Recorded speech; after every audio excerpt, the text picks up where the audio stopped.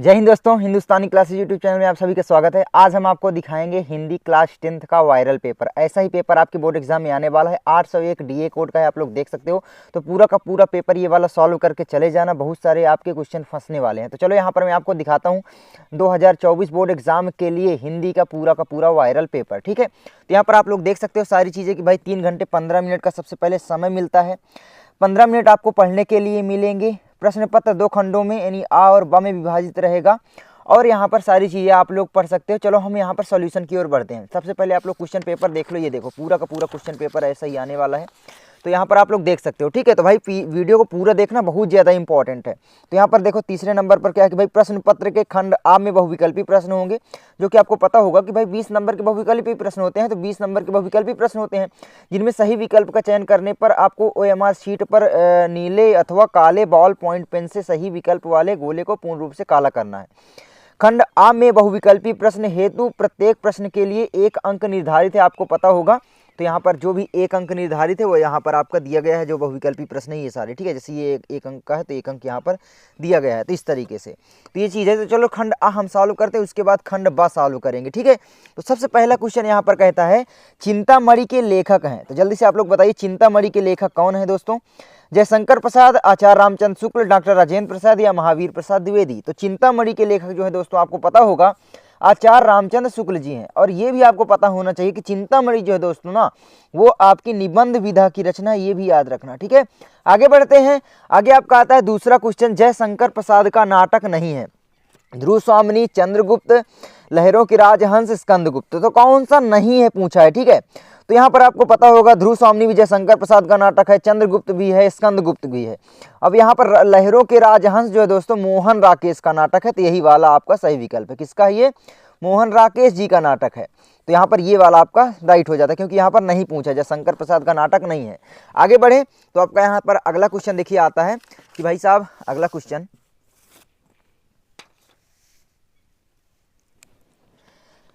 तो तीसरे नंबर का क्वेश्चन आता है आचार्य रामचंद्र शुक्ल किस युग के लेखक हैं? शुक्ल युग, द्विवेदी युग, शुक्लोत्तर युग या भारतीय युग। तो आपको पता होगा भाई शुक्ल युग, और ये शुक्ल युग के प्रवर्तक माने जाते हैं आचार्य रामचंद्र शुक्ल। शुक्ल युग इन्हीं के नाम के कारण पड़ा था, हिंदी में आपको पता होगा। आगे आपका चौथा नंबर क्वेश्चन, हंस पत्रिका के संपादक थे। तो याद रख लेना भैया, हंस पत्रिका के संपादक मुंशी प्रेमचंद जी हैं। और प्रेमचंद जी के उपन्यास भी आपको पता होंगे, गोदान, गबन, सेवा सदन, निर्मला, ये सारी चीजें है ना।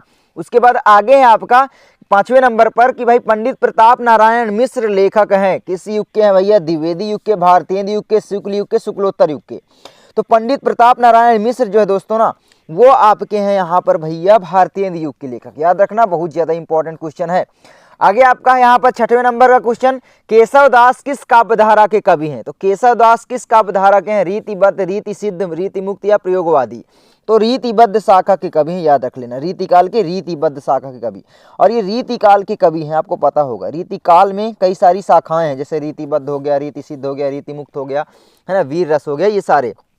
आगे आपका बढ़ते हैं। आगे आपका है 7वां, रामचंद्रिका रचना है। तो रामचंद्रिका भैया किसकी रचना है? केशवदास की, बिहारी की, घनानंद या भूषण। तो आपको पता होगा भैया रामचंद्रिका जो है दोस्तों वो है केशवदास जी की रचना। किसकी है? केशवदास की। और ये रीतिकाल की रचना है, क्योंकि भैया रीतिकाल के ही कवि माने जाते हैं आपके केशवदास। ठीक है, याद रखना। आगे बढ़े, आगे हमारा आता है 8वां, भूषण किस युग के कवि हैं? तो जल्दी से आप लोग बताइए कि भाई भूषण किस युग के कवि हैं। तो यहाँ पर आपको पता होगा भैया भूषण जो है ना दोस्तों ये भी रीतिकाल के ही कवि हैं, और रीतिकाल के वीर रस के कवि माने जाते हैं। ये भी याद रखना, वीर रस के कवि हैं भूषण। ठीक है, तो ये भी याद रखना, बहुत ज्यादा इंपॉर्टेंट है। आगे बढ़े, आगे हमारा यहाँ पर आता है, देख सकते हो,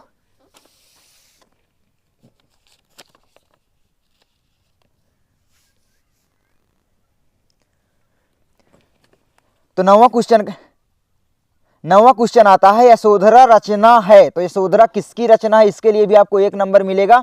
जयशंकर प्रसाद की, महादेवी वर्मा, सुमित्रा नंदन पंत, मैथिली शरण गुप्त। तो यशोधरा जो है दोस्तों वो मैथिली शरण गुप्त जी की रचना है, याद रख लेना, बहुत ज्यादा इंपॉर्टेंट है। ठीक है, आगे बढ़े तो आगे हमारा आता है आंगन के पार द्वार रचना है। तो आंगन के पार द्वार किसकी रचना है? जल्दी से आप लोग बताइए। सुमित्रा नंदन पंत, मैथिली शरण गुप्त, रसखान या अज्ञेय। ठीक है। तो आंगन के पार द्वार जो है दोस्तों वो है अज्ञेय जी की रचना, याद रखना।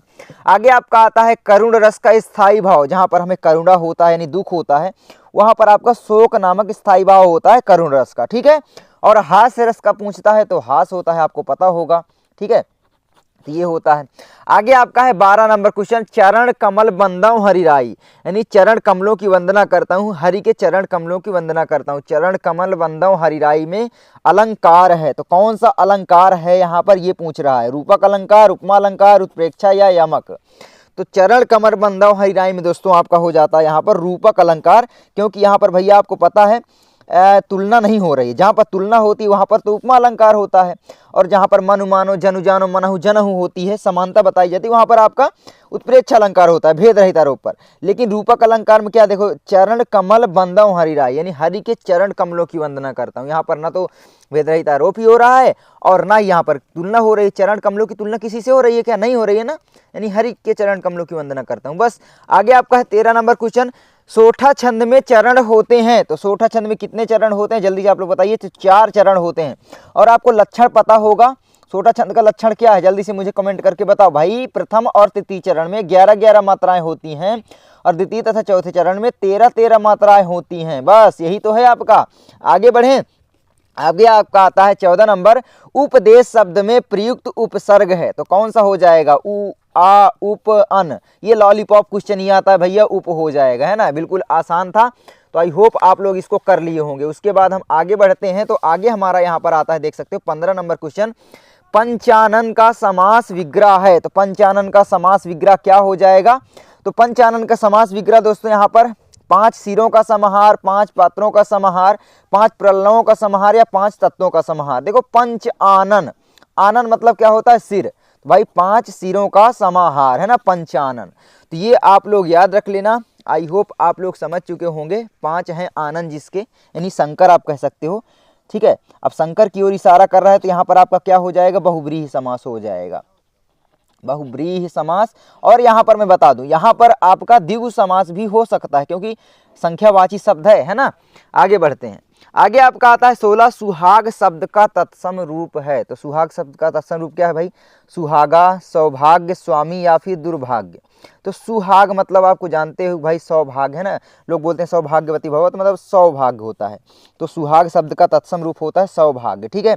आगे आपका आता है 17 नंबर क्वेश्चन, तद स्त्री शब्द, स्त्रीलिंग शब्द का सप्तमी विभक्ति बहुवचन का रूप होगा, तो क्या होगा दोस्तों? तो यहाँ पर याद रखना भैया, क्या हो जाएगा? कमेंट मुझे करके बताना, क्योंकि भाई ये वाला क्वेश्चन देखो मैं आपको बताऊं, अगर अभी तक आप नहीं पढ़े हो तो याद करने मत बैठो, ये 1 नंबर आप छोड़ दो, मैं ये कहता हूं। क्योंकि भाई संस्कृत खंड का आपको पता होगा कि भाई बहुत सारा है, याद करने में भी दिक्कत होगी और याद भी नहीं होगा।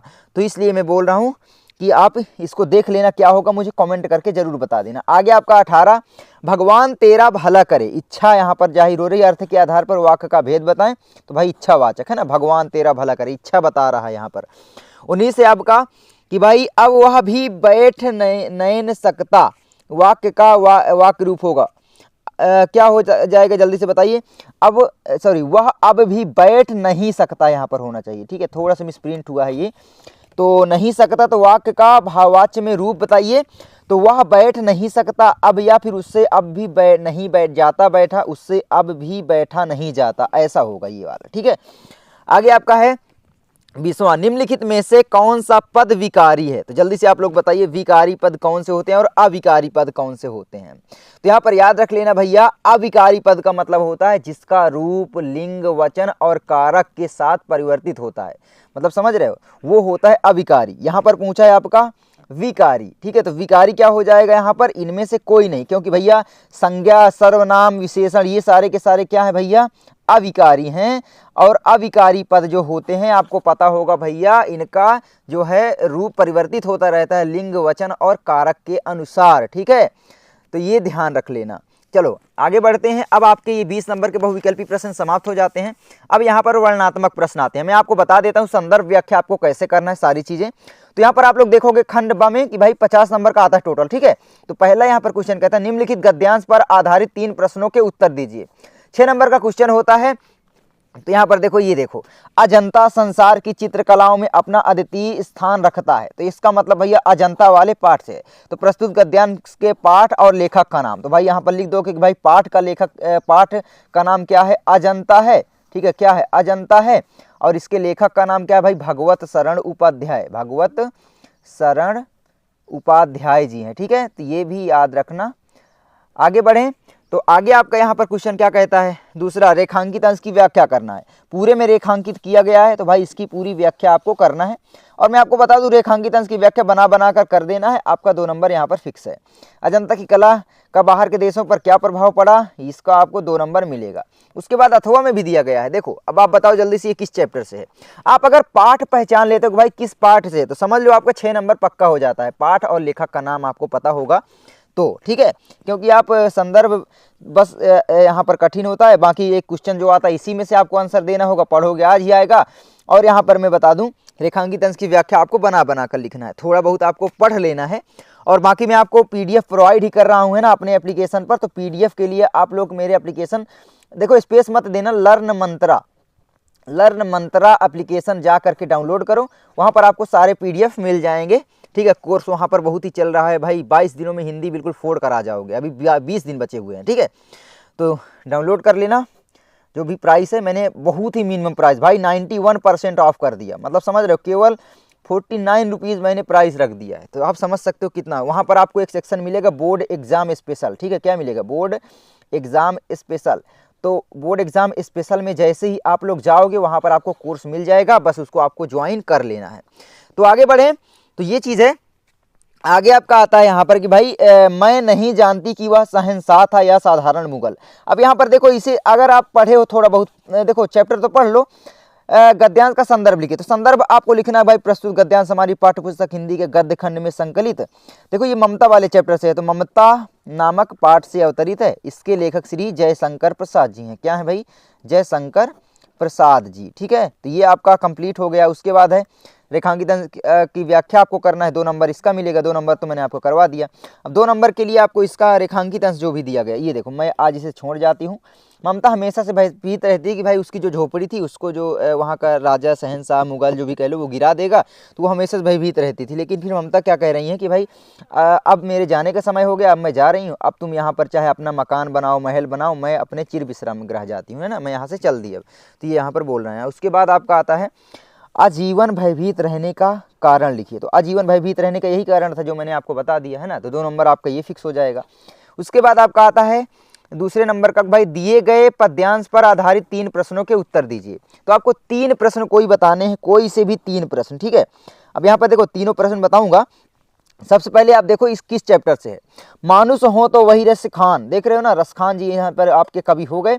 बसों ब्रज गोकुल गांव के ग्वारन, जो पशु हो तो कहा बस मेरो, चरो नित नंद की धेनु मझारन, पाहन हो तो वही गिरी को जो धरियो कर छत्र पुरंदर धारण, जो खग हो तो बसेरो करो मिली कालिंदी कूल कदम्ब की डारन। अब यहाँ पर देखोगे उपर्युक्त पद्यांश का संदर्भ आपको लिखना है। देखो संदर्भ बहुत ही सरल है, आपको लिखना है प्रस्तुत पद्य खंड या काव्य खंड, क्या काव्य खंड है ना, ये काव्य खंड या काव्य पंक्तियां जो भी लिखना चाहो, है ना, काव्य या ऐसे लिखो, प्रस्तुत पंक्तियां या प्रस्तुत काव्य हमारी पाठ्य पुस्तक हिंदी के काव्य खंड में संकलित श्री रसखान जी द्वारा रचित। इसके कवि रसखान है, तो रसखान जी, और रसखान जी ने क्या लिखा भैया, सवैया, आपको पता होगा, सवैया नामक शीर्षक से अवतरित है या उद्धृत है।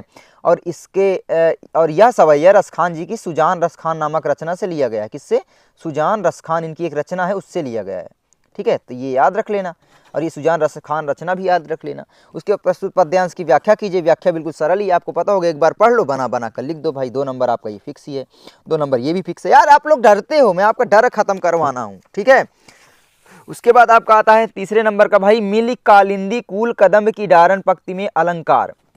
अब यहाँ पर देखो मिली का 3 बार आया, मतलब वर्ण की आवृत्ति हो रही, जहां पर वर्ण की आवृत्ति होती है वहां पर होता है अनुप्रास अलंकार। ये तो आपको पता होना चाहिए और यही ज्यादातर पूछा जाता है, तो याद रख लेना अनुप्रास अलंकार। ठीक है, और यहाँ पर छंद पूछे तो याद रखना, छंद यहाँ पर हमेशा रसखान जी जो है ना, ये सवैया छंद ही है, सवैया छंद होता है, ठीक है। तो सवैये जो है ना, सवैया छंद आप लोग लिखना कि भाई इसमें कौन सा छंद है, सवैया, ठीक है।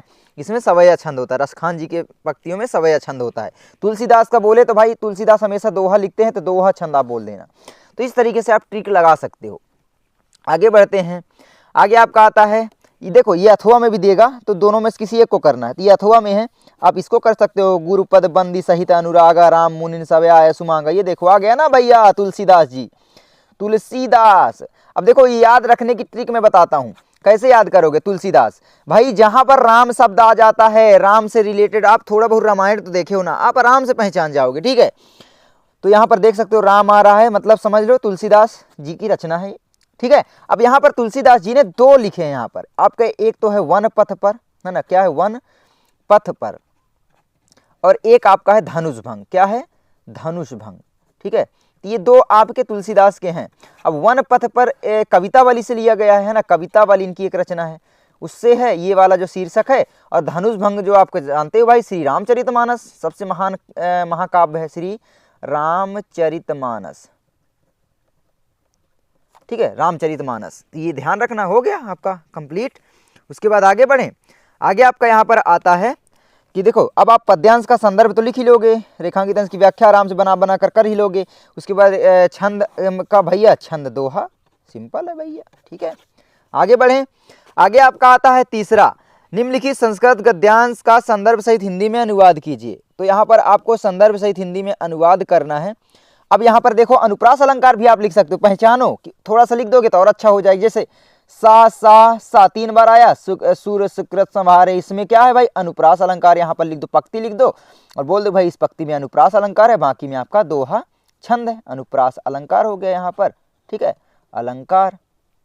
तो ये ट्रिक मैं बता रहा हूँ। उसके बाद तो भाई आपको लिखना है, ठीक है। उसके बाद आपका तीसरा है, निम्नलिखित संस्कृत गद्यांश का संदर्भ सहित हिंदी में अनुवाद। तो यहाँ पर आपका ये वाराणसी वाला चैप्टर है और यहाँ पर आपका ये है भारतीय संस्कृति वाला। तो ये दोनों चैप्टर से अनुवाद आना ही है, तो भाई इसका अनुवाद तैयार कर लो, 100% आ ही जाएगा, है ना। 5 नंबर का आएगा, फिक्स हो जाएगा। तो फिक्स 2 नंबर का संदर्भ और अनुवाद, पाठ का नाम ही लिखना होता है, सब चीज़ हिंदी में लिखना है, तो कोई दिक्कत नहीं है, आराम से कर लोगे, ठीक है।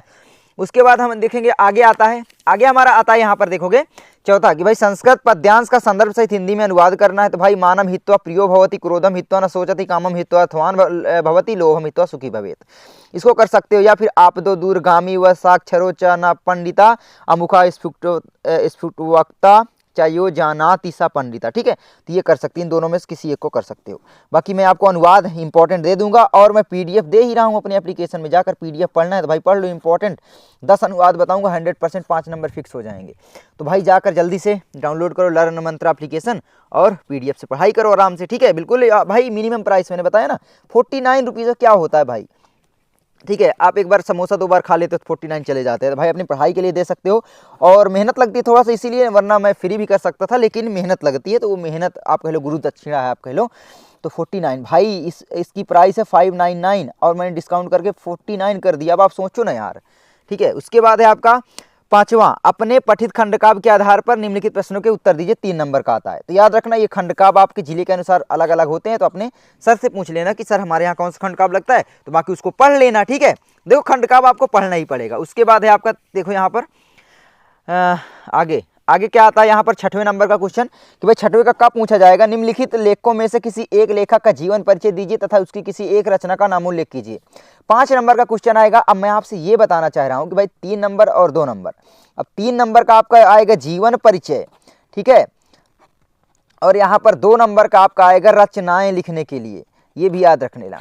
और फ्लो चार्ट जरूर बना के आना है। मैंने बताया भी है कि भाई जीवन परिचय कैसे लिखें, सारी चीज़ें, बाकी जीवन परिचय की डिस्क्रिप्शन में लिंक मिल जाएगी, जाकर देख लेना, ठीक है। डिस्क्रिप्शन में आपको सारी लिंक मिल जाएंगी। तो आगे बढ़ते हैं। आगे आपका आता है, तो ये तीनों तैयार कर लेना, 100% आ ही जाएगा, 5 नंबर फिक्स। खाए आपका निम्नलिखित कवियों में से किसी एक कवि का जीवन परिचय दीजिए और उसकी किसी एक प्रमुख रचना का उल्लेख कीजिए। तुलसीदास, महादेवी वर्मा, सूरदास। भैया इनको तैयार कर लो, 100% आ जाएगा। और दूसरी चीज़, आप किसी का भी जीवन परिचय देखना चाहते हो, वीडियो आपको अवेलेबल है पहले से ही पूरे यूट्यूब में फ्री में, ठीक है। तो जाकर पढ़ाई करो, आराम से आनंद लो। बस आगे लिख देना सूरदास का जीवन परिचय भाई विकास भैया, या लर्न मंत्रा, हिंदुस्तानी क्लास, जो भी मिल जाएगा आपको, ठीक है। आगे बढ़ते हैं। 7वां है आपका, अपनी पाठ्य पुस्तक से कंठस्थ किया हुआ कोई एक श्लोक लिखिए जो इस प्रश्न पत्र में ना आया हो। तो आपको एक श्लोक लिखना है, मैंने आपको ऊपर जो बताया वही श्लोक याद कर लो, हो गया। ठीक है, आगे आपका है 8वां, निम्नलिखित प्रश्नों में से किन्हीं 2 प्रश्नों का संस्कृत में आपको उत्तर देना है। चंद्रशेखर सोनाम किम अकथयत, भैया आजाद, इन्होंने क्या बोला था, आजाद इति अकथयत। ठीक है, उसके बाद आगे आपका यहाँ पर आता है कुत्र मरणम मंगलम भवति। तो कुत्र मरणम भाई वाराणसी क्या है ना, तो वाराणस्याम है ना, मरणम मंगलम भवति। ठीक है, कुत्र की जगह लिख दो बस। भूमि गुरुतर किम अस्ति थी, जल्दी से मुझे ये कमेंट करके बताना। वीरा केन पूजते, वीरा वीरेण पूजते। ठीक है, वीर ही वीर को पूजता है ना। आगे 9वां है आपका, निम्नलिखित विषयों में से किसी एक विषय पर निबंध लिखना। भैया प्रदूषण, राष्ट्र प्रेम, वृक्षारोपण, जीवन में अनुशासन का महत्व, विज्ञान वरदान या अभिशाप। तो भाई तैयार कर लो, 100% आ ही जाएगा इनको। ठीक है, चौथा 4 नंबर का यहाँ पर आएगा आपका 10वां नंबर का क्वेश्चन, आकस्मिक अवकाश हेतु अपने प्रधानाचार्य को एक पत्र लिखिए या फिर शहर की सफाई के लिए अपने शहर के मुख्य नगर अधिकारी को एक पत्र लिखे। देखो पत्र लिखना बिल्कुल आसान है, ये 4 नंबर आप कह लो बिल्कुल लॉलीपॉप दे रहे हैं। क्यों भाई, बिल्कुल सिंपल लिखना है, ऐसे कुछ भी नहीं आ रहा, सेवा में। ठीक है, उसके बाद आप लिखोगे श्रीमान। श्रीमान अगर किसी को लिख रहे हो, ठीक है, किसी का आपको नाम पता है कुछ भी तो, वरना फिर आप यहाँ पर उसका केवल लिख दो भाई सेवा में कौन हो जाएगा। जैसे मान लो आपको प्रधानाचार्य, तो आप लिख दो भाई प्रधानाचार्य महोदय। ठीक है, प्रधानाचार्य महोदय। ठीक है, प्रधानाचार्य, तो यहाँ पर बस प्रधानाचार्य रहने दो, महोदय तो यहाँ पर लिखना है, तो यहाँ पर लिख दो महोदय। उसके बाद आप विषय लिख दो जो भी लिखना है, और यहाँ पर विषय भी डाल सकते हो ऊपर कि भाई क्या विषय है ना यहाँ पर। तो बस यार यहाँ पर आपको नाम वगैरह ये सारी चीज़ें तो आपको पता होंगी। तो बस आई होप आपको ये वीडियो अच्छी लगी होगी, अगर अच्छी लगी तो लाइक करना, और बाकी इसको तैयार कर लेना भाई साहब, बहुत ही इंपॉर्टेंट है ना, ये क्वेश्चन पेपर बहुत ज़्यादा इंपॉर्टेंट है, इसमें बहुत सारे क्वेश्चन आने वाले हैं। चलो मैं मिलता हूँ आपसे किसी नेक्स्ट वीडियो में, तब तक के लिए दोस्तों जय हिंद, जय भारत।